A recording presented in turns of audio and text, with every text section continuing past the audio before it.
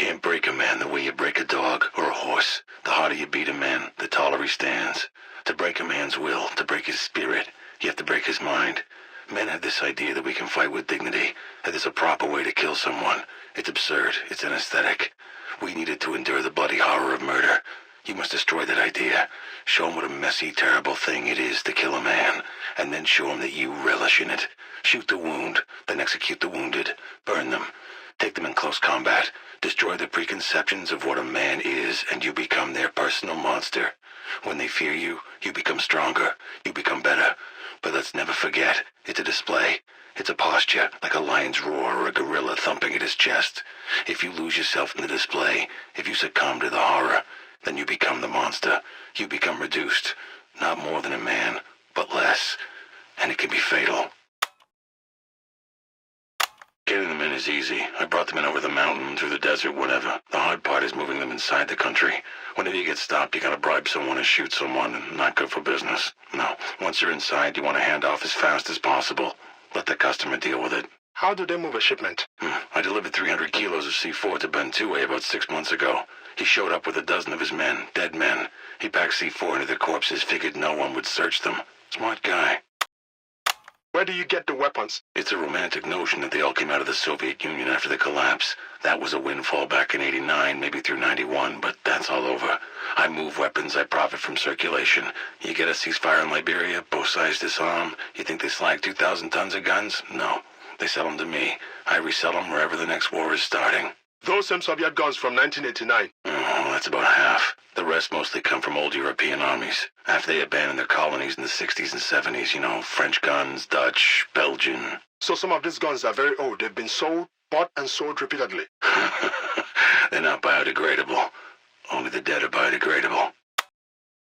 Why arms? Why not car parts, radios? What's the difference? Same job, really.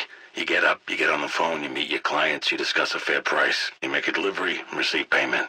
Sounds boring, but it's not. It's just simple. I'm doing what men have been doing for thousands of years, trading one thing for another. If it's you who wants to attach morality to it, make it evil. Insane. People who work in gun factories in Belgium or the States, they're unionized, right? You think kids making radios in Bangladesh pull down 40 grand a year on a 40-hour week? You start thinking too much about morality. That's insane. Why Africa? People need weapons all over the world. Why here? Why my home? Every place is somebody's home, pal. But it doesn't stop people from going to war. I don't start wars. I didn't start this one. It seems like it's your fellow Africans that want each other dead. Besides, why should I give a shit about your home? Why should anyone? You want me to go somewhere else? So there's someone's home you don't give a shit about? What if it was your home? War is my home. I spent a year in Black Beach once, in the dark. It's a hellhole. Covered in raw sewage. Guards breaking some inmates' fingers with a hammer just out of pure fucking meanness. Men die of starvation in there all the time. I saw a guy in the opposite cell catch a rat with his teeth. Because they had him in handcuffs 24 hours a day for 2 months. He couldn't eat. Seeing someone do that, he was weeping while he crushed it to death in his mouth. Seeing his eyes, his face. It's madness. He was dead 3 days later. What killed him? Realization of what he turned into. How do you become an arms dealer in the first place? Back in the Navy, we delivered guns all over the world, dropping off guys with 20 crates of rifles for the local fighters, so they could knock over some dictator. Mind you, that's not 20 crates of factory M16s. These were illicit weapons, confiscated in some raid and then redistributed. No paperwork, right? If a crate here or there goes missing, hey, it happens. Military teaches you 2 things. How to deal with bureaucracy and how to avoid it. Learning how to avoid it means learning how to deal in arms. You muster out, you apply what you learned. Every gun runner I ever met got his start that way, losing illicit weapons in transport with national militaries. Do you ever choose sides in a conflict? I did it once. It was a bad idea. Cut my profits in half, almost got me killed. Never again. You sell to both sides. You can help level the field, stabilize the market, draw out the conflict and make more money. A big sale to one side doesn't generate repeat business. Both the APR and the UFLL are using my weapons. Now they're in detente. Both sides are stockpiling. Less violence, more spending. It's perfect. But it's anarchy. Thousands are dead. Hundreds of thousands are displaced. If I pick sides, few will be displaced, but more will be dead. And I would probably be one of them. Have you ever refused to sell weapons to anybody? I'm a humanist. I don't judge.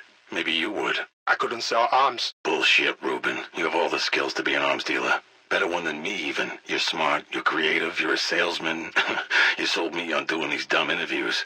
Man, the rest is just paperwork. I mean, I'll be unable, psychologically, to sell arms. I'm talking facts and you're talking theory. You're not a good person, Ruben. You've just been lucky enough. You'd never had to be otherwise. When it comes down to it, what a man can do is what a man will do. But believe what you want. Saw this kid in the side of the road yesterday. Couldn't have been 18, 17. Had a shotgun across his lap and a dead APR half in the ditch next to him. Couple of close-range blasts with that 12-gauge tore up big chunks of hamburger on his torso. Kid was lifting up the guy's leg, taking his boots. Kid just looked tired. Just beaten down, ragged, tired, old. Kid that age shouldn't look like that. I'll tell you what's sick. People in the UK, in the US, fucking Canada, Sweden, they pay their taxes and some remote piloted drone fires a missile into a public market to hit some warlord. Yeah, so maybe war doesn't happen for another 6 months and the price of the gluten-free sorghum bread stays low. It's not sick to arm people. It's sick to bump off their crooks and dictators in protection of our interests and then call it international justice.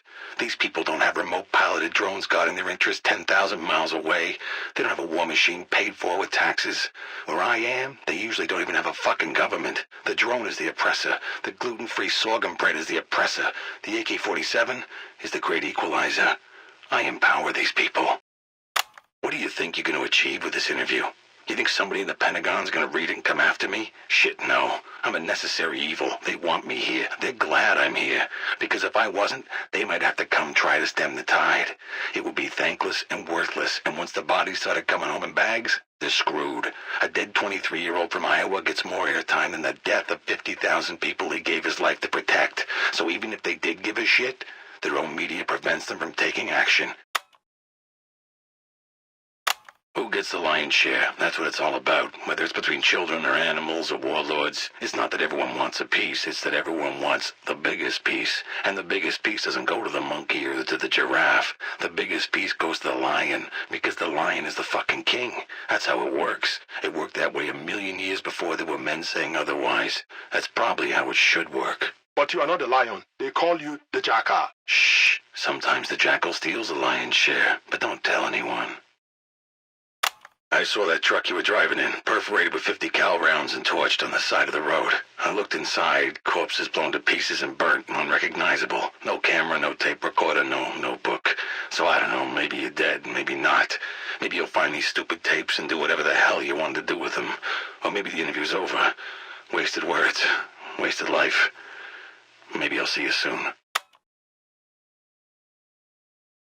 Saw a firefight today. A little skirmish broke out of this roadblock when some APR guys got lost in the truck. Maybe 5 or 6 of them trading fire with the UFLL guys manning the CP.